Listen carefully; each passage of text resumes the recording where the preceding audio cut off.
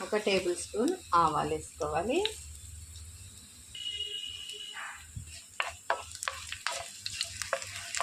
వీటిలోనికి సన్నగా తరిగి పెట్టుకున్న ఉల్లిపాయలు వేసేసుకోవాలండి.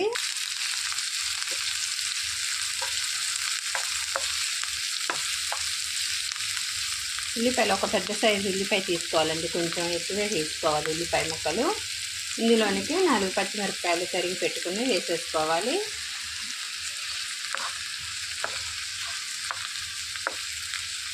ఉల్లిపాయలు బ్రౌన్ రంగు వచ్చే వరకు కూడా వేయించుకోవాలండి.